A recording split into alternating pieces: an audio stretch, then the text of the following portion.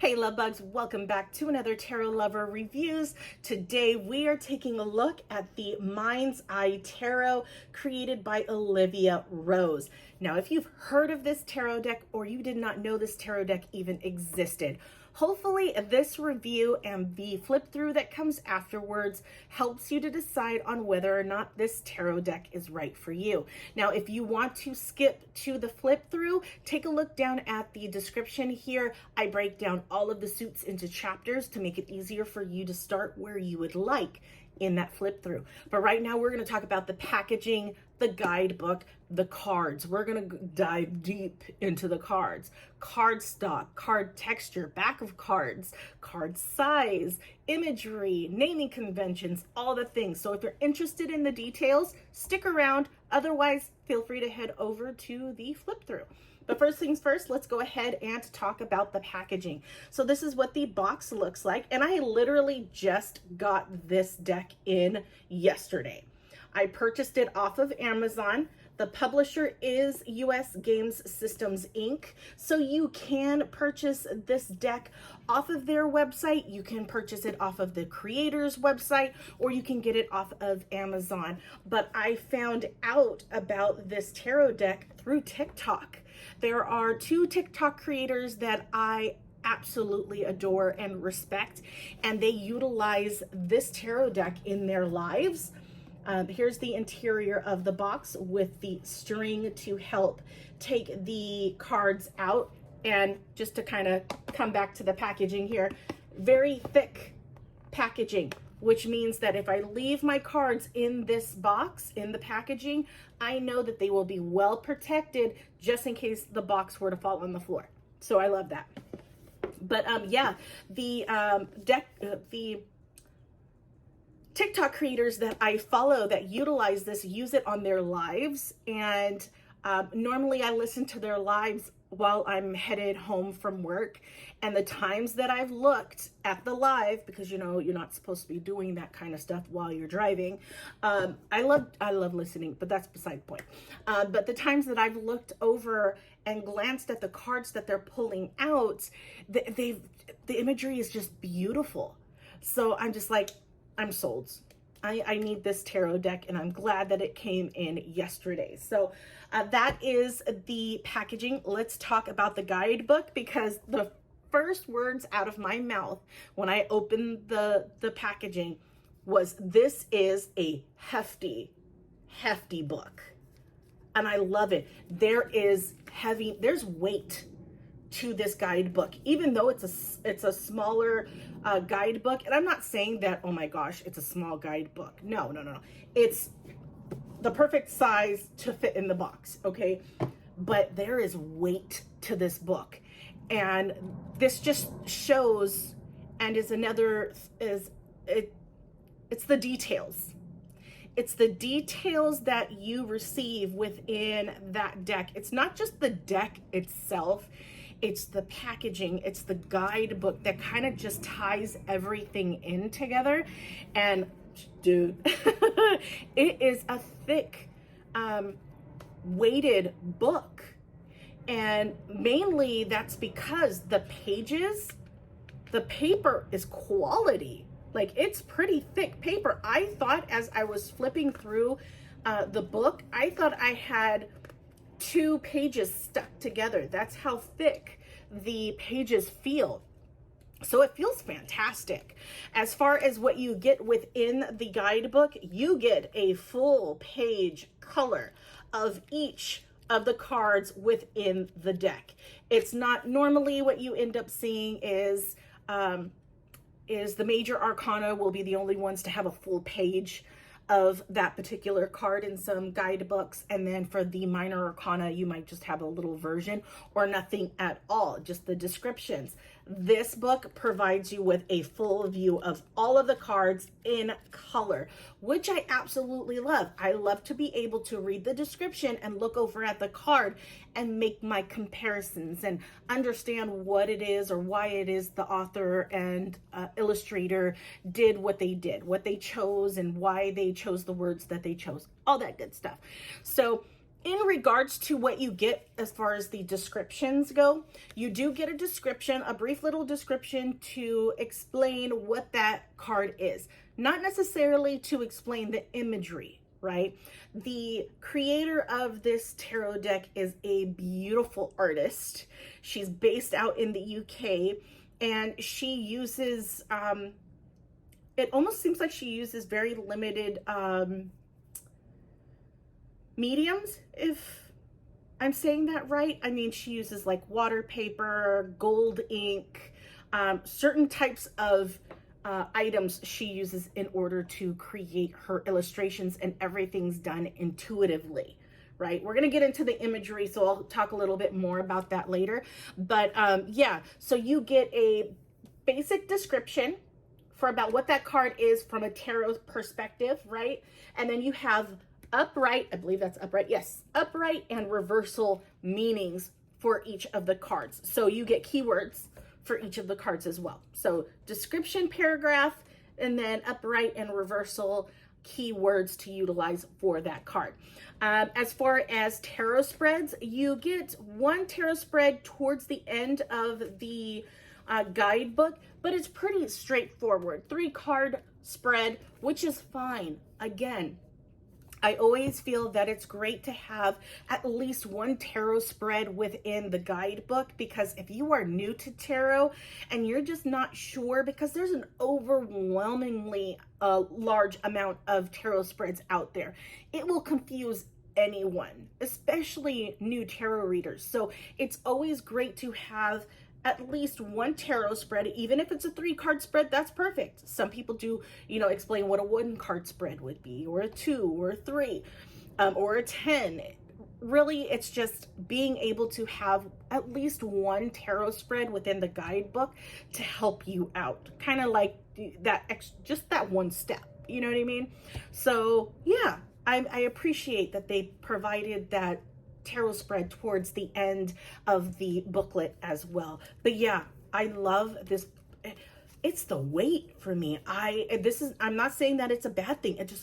It feels wonderful. I like it. So that's the guidebook. Let's talk about the cards. So this is what the cards look like from the back. These are linen textured cards. What does that mean? It means it is not a flat surface. You feel the texture on the cards, and it's literally what it means. It's like that linen feel. It's like touching a bed sheet. You get that it's flat, but you feel the texture, right? And it's like if you look at the card like at an angle, it's almost like you see a weaving of fibers together like a bed sheet, you know what I mean? And I so love linen cards because they just feel so fantastic. It's right there with matte. It's a matte texture, but it's not like rose petal soft, and it's not like a flat matte. You feel the flatness with a flat matte, right? So yeah, that is the texture. That's the back of the cards. The cards size is your standard tarot size. I do have a Rider-Waite Smith tarot card, so I'll just go ahead and do this, and you can see exactly the same size, right? Exactly the same size. So perfect size. Okay, cardstock is that linen feel.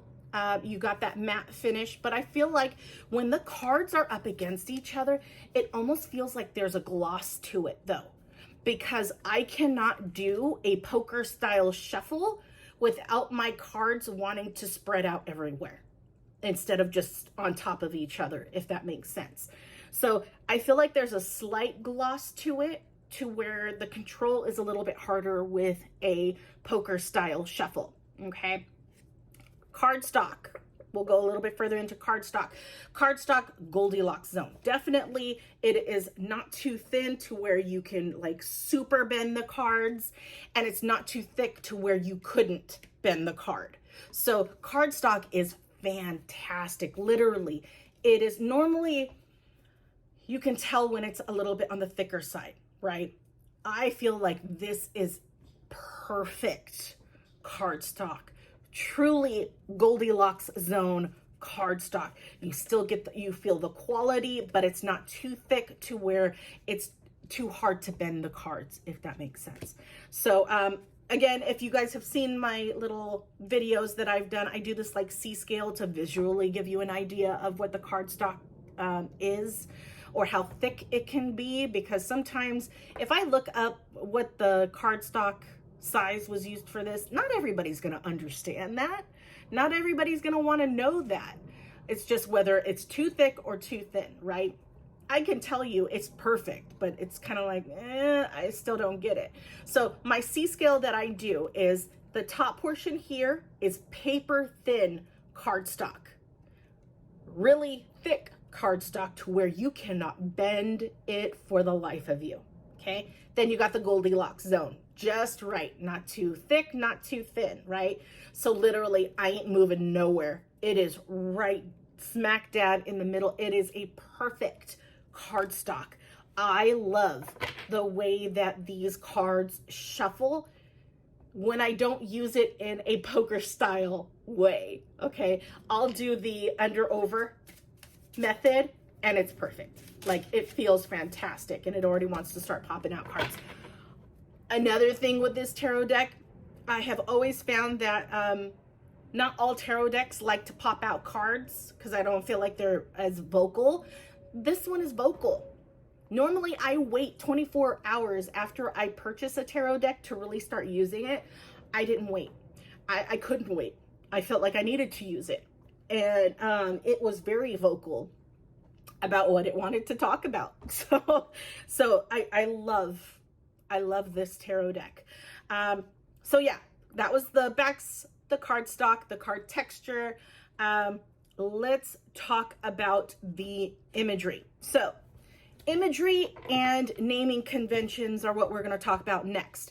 I am basing all of this, I'm comparing all of this to the Rider-Waite-Smith tarot deck. The reason why I'm doing that is because a lot of the guidebooks out there, a lot of the other tarot decks out there base their imagery, base their naming conventions off of the Rider-Waite-Smith tarot deck. So I like to make sure that I mention that and compare it to that, because a lot of tarot readers start off with the Rider-Waite-Smith tarot deck, right? So naming convention, we'll start with that first before we get into imagery. Naming convention, all of them are the same. Okay, major and minor arcana, they follow the same naming convention. You have Pentacles, Cups, Wands, and Swords within the minor, and then you have all, 21, 22 major arcana cards that are exactly the same to the Rider-Waite-Smith. So there are no differences when it comes to that. The imagery, before I get into the imagery, because that was the one thing I did not show you about the cards come with gold edging, and it is beautiful. I love that. I love that. And normally I have seen with some tarot decks that if you kind of rub your hands up against the edging, sometimes it comes out onto your fingers. Not with this one. So I feel like I have the need to make sure that I mention that, because sometimes the edging that people end up utilizing for their tarot decks rub off, and they rub off too quickly. So the colors around the edges of the cards dull out a lot faster than how it or when it should, right? So yeah, that is the edges of this deck.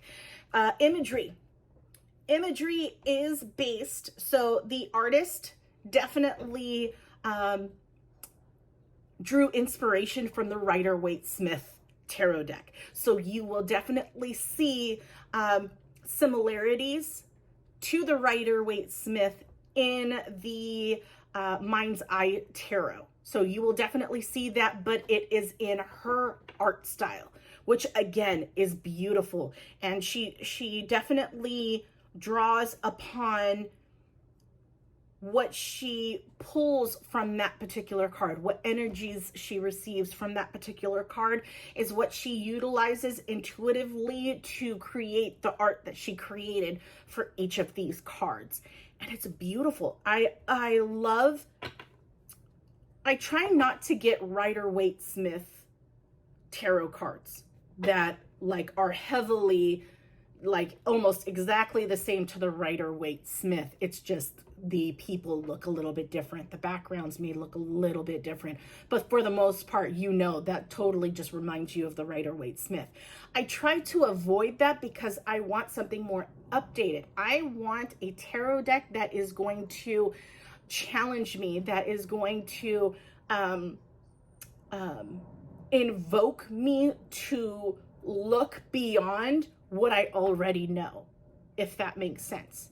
That is what I'm looking for within a tarot deck, and I get that with this tarot deck. It causes me to look outside from what I'm used to. And I love that. I love the challenge. I love the learning experience that it gives me, because I've already done a reading with this and it was on point yesterday. And I love that. I love how it's just, it asks you to look beyond, to do more than just the ordinary, right?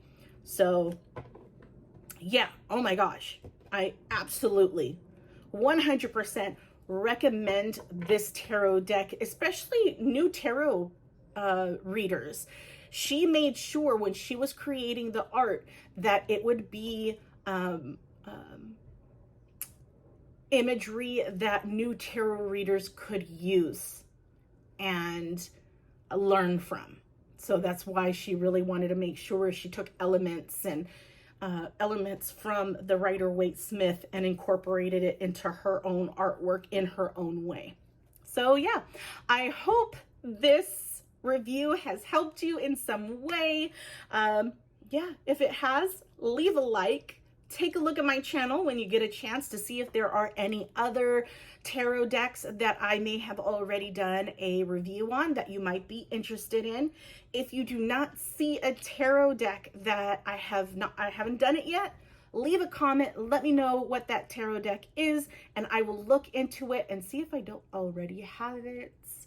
I have a lot to go through, people, okay? So I might have the tarot deck already and I just need to do the review for it. If I don't, that gives me a reason to purchase another tarot deck. But let me know. But without further ado, please enjoy the flip through and I will talk to you guys later. Bye, guys.